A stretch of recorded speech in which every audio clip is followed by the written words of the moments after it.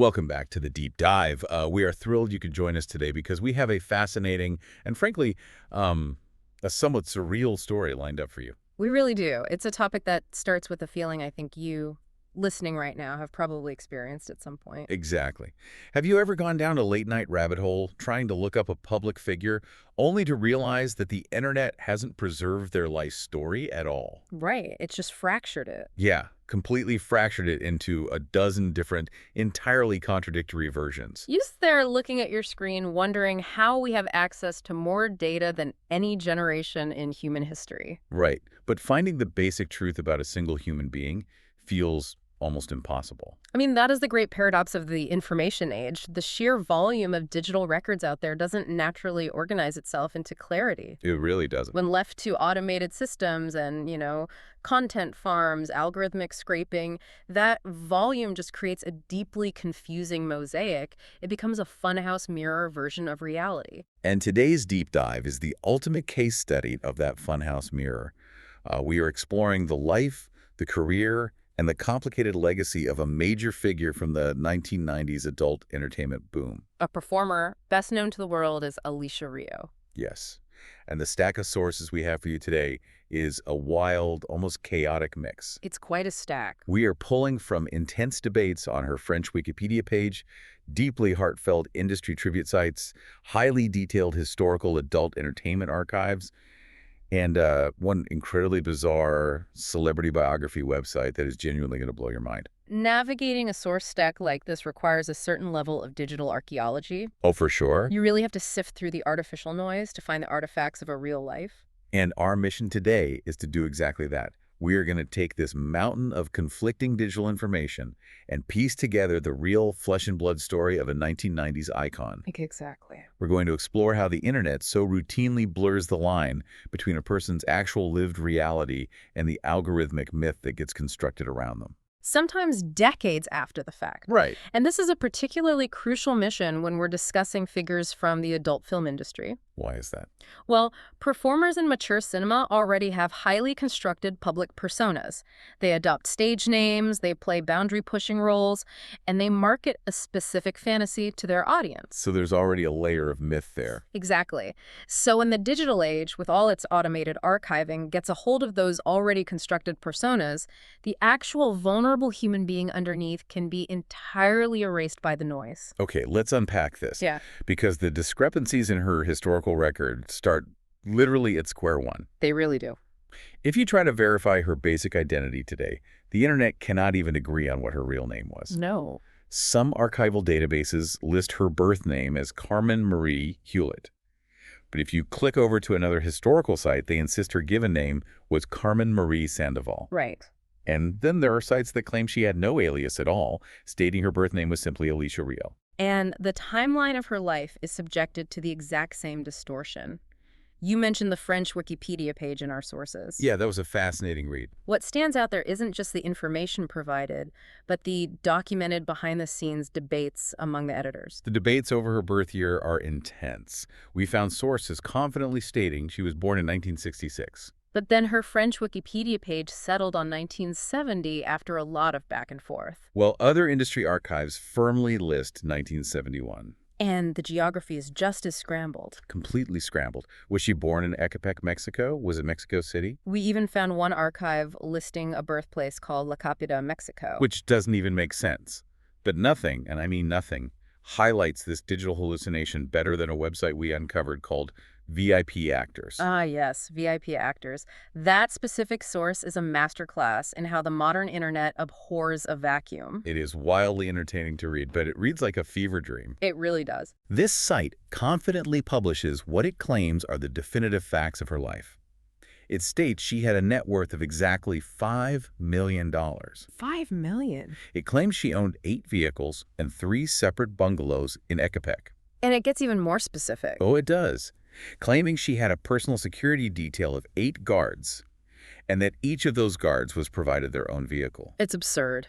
But my absolute favorite part, it details her supposed favorite foods. Right, the menu. According to this algorithm, this 1990s Latina adult film star had a deep, abiding love for deep dish pizza, drop biscuits with sausage gravy, hominy grits, and clam chowder. What's fascinating here is the underlying mechanics of why a page like that even exists. Yeah, why those specific foods? And why it's so specific overall. When a public figure, especially one from the pre-social media era of the early 1990s, maintains a certain level of privacy, there is an information void. A blank space. Exactly. Automated content farms and algorithmic biography sites are programmed to capture search traffic. If a user searches for Alicia Rio net worth or Alicia Rio lifestyle, the algorithm simply invents the details to fill the fields on its page. Just makes up. It pulls random data points, like a list of generic American comfort foods, and assigns them to her profile to create the illusion of a comprehensive biography. 8 guards and hominy grits. Oh, It genuinely reads like an AI playing a game of Mad Libs. it does. But we have to consider the philosophical implication for the listener here. Which is what? These highly exaggerated, fabricated details eventually get indexed by search engines. They become the top results. Right, they become the truth. And in doing so, they completely overshadow the verified, grounded reality of her life because the truth is far more relatable and human. What was the actual truth? She was raised in Mexico, and before she ever stepped foot on a film set, she worked a regular, everyday job as a city employee. So no fleets of security guards. No fleets of guards, no millions of dollars in real estate. She was simply a young woman who made a major, life-altering career transition into the adult entertainment industry at the age of 25 in 1991. I want to dive into that career transition because once she entered the mature cinema world, she was an absolute force. She really was. Looking at the sheer volume of her filmography in our sources gave me pause. Some industry databases list her in over 200 films. Others credit her with over 280 features and compilations throughout the 1990s. How was that level of output even physically possible? To understand that output, you really have to understand the cultural and technological context of the 1990s adult entertainment boom. The VHS era. Exactly. This was the golden era of physical media. The industry was transitioning from the dominance of VHS tapes into the highly lucrative early days of DVD. Which meant a massive need for content. The demand for new releases at video rental stores was insatiable. For a performer, shooting a feature in that era was incredibly demanding, both physically and mentally. I can imagine. It meant long days on set, grueling travel schedules, and a constant hustle to stay relevant in a flood of new releases. Well, she certainly stayed relevant. She was everywhere. The sources show she operated under several aliases. Or Malia. Alicia Rio. And she collaborated with virtually every major studio of the era. All the big ones. We are talking about powerhouse production companies like VCA, Caballero, Sin City, Digital Playground, and Wicked. If a studio was defining the aesthetic of 90s mature cinema, she was on their roster. Yeah.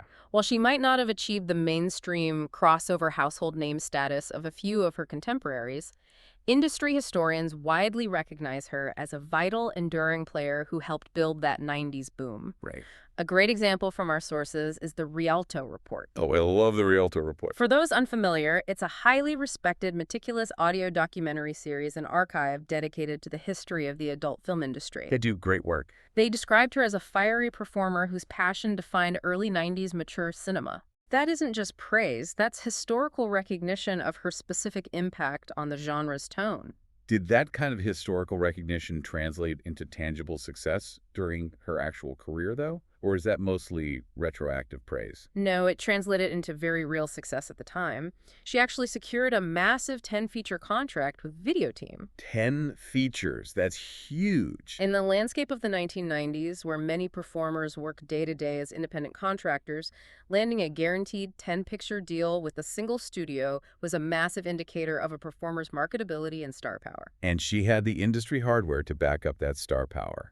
Our sources list an impressive run of accolades. He won a lot. To give some context for you listening, she won the Favorite Female Award in 1995 from XRCO, which is a major, long-standing critics organization in the industry. And she won back-to-back FOXC Fan Favorite Awards. In 1995 and 1996. Her ultimate legacy was cemented when she was inducted into the AVN Hall of Fame in 2004. AVN being essentially the Oscars of the adult film world.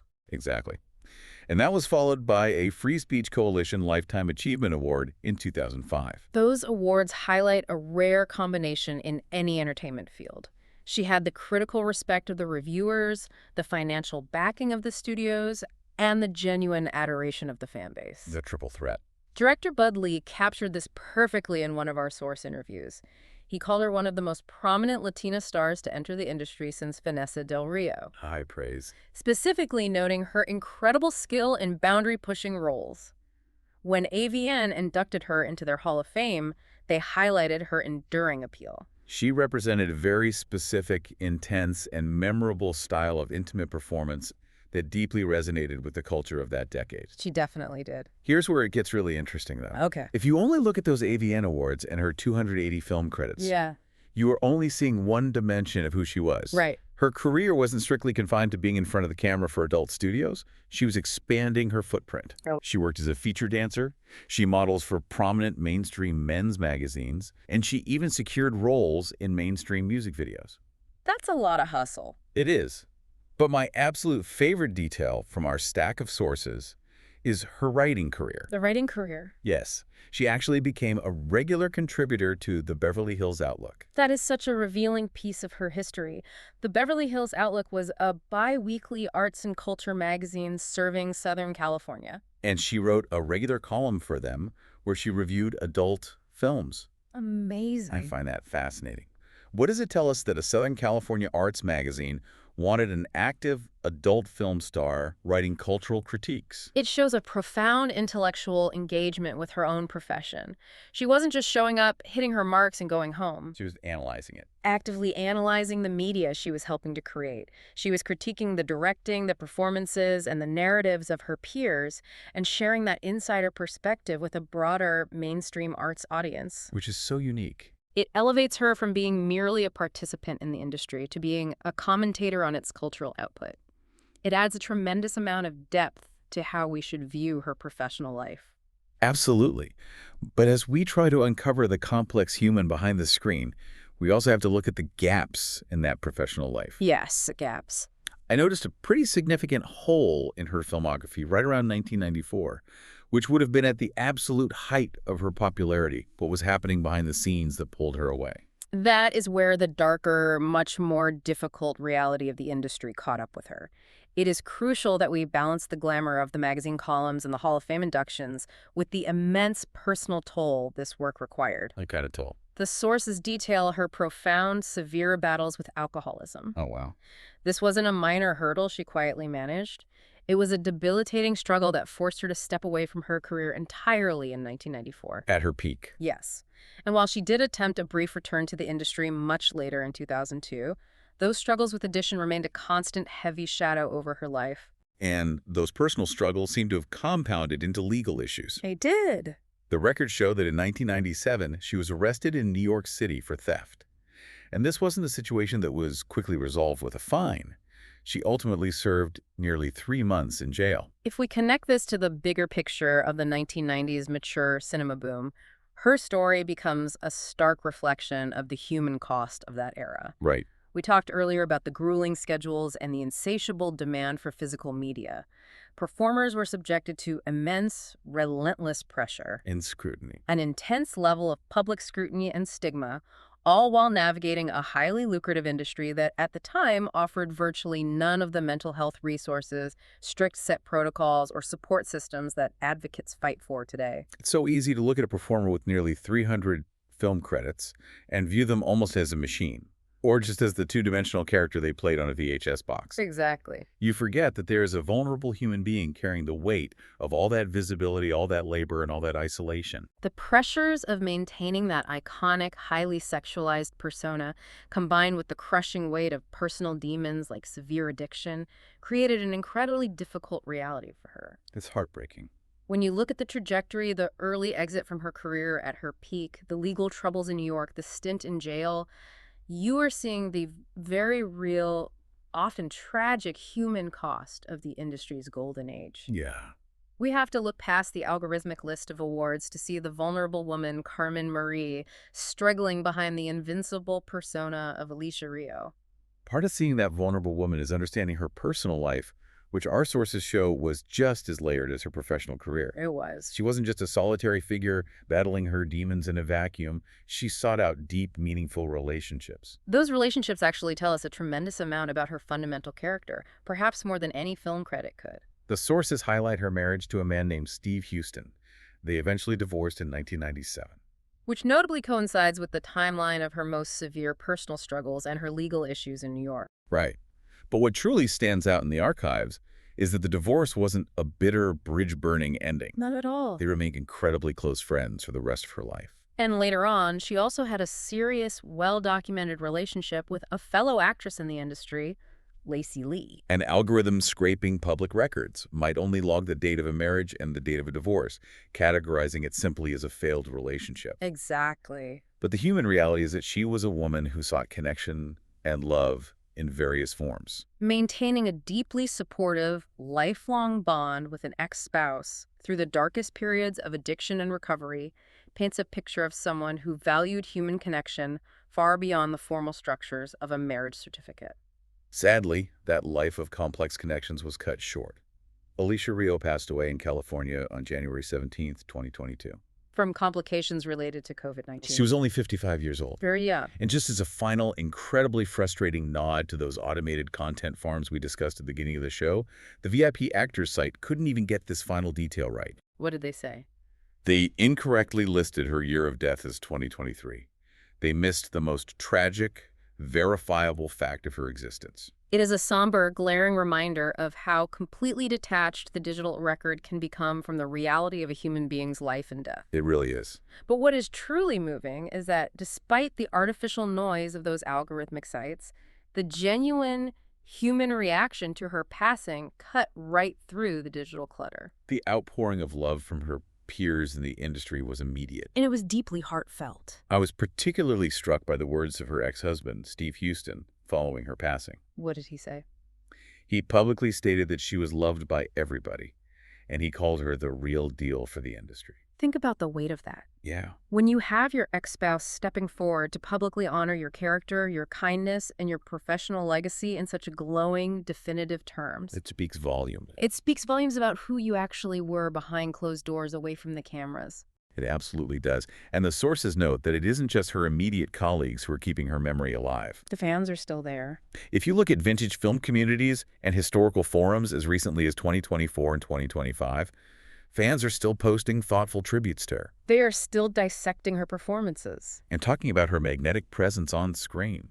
Her boundary-pushing work from the early 90s is still resonating with audiences decades later. That right there is the true measure of a legacy. Not the algorithm. No, it isn't found in a fabricated net worth, a list of imaginary security guards, or an AI-generated menu of favorite foods. Right. Her legacy is the lasting emotional impact she left on the peers who loved her and the audience who appreciated her art. So what does this all mean for you listening to this deep dive right now?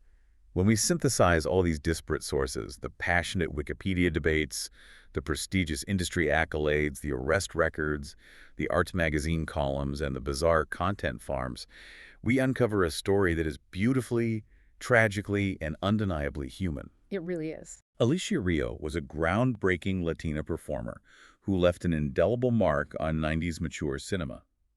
She was an intellectual who reviewed her own field. She was a woman who battled severe personal demons, faced the harsh consequences of those battles, and yet retained the deep, enduring love of those who truly knew her. Her life is a powerful reminder that truly understanding someone requires digging far past the first page of search results. You really have to push past the algorithmic fiction to find the real person. Which leads us to a rather profound question, something for you to mull over as you go about your day. Let's hear it. We've spent our time today dissecting how the internet warped the legacy of a star from the 1990s. But look at our own lives today. Every single one of us is generating a massive, continuous digital footprint. Very true. When future generations look back at the data we leave behind, how much of what survives will be the exaggerated algorithmic fiction? The equivalent of having 8 security guards and a passionate love for sausage gravy. Exactly. And how much of it will actually capture the complex, beautiful, and sometimes tragic truth of who you really were? That is a brilliant and honestly slightly terrifying thought to leave on. Thank you so much for joining us on this deep dive into the life, the myth, and the reality of Alicia Rio. We loved unpacking this complex story for you, and we warmly encourage you to keep questioning the information you consume, keep searching for the human being behind the digital headline, and keep diving deep. Until next time.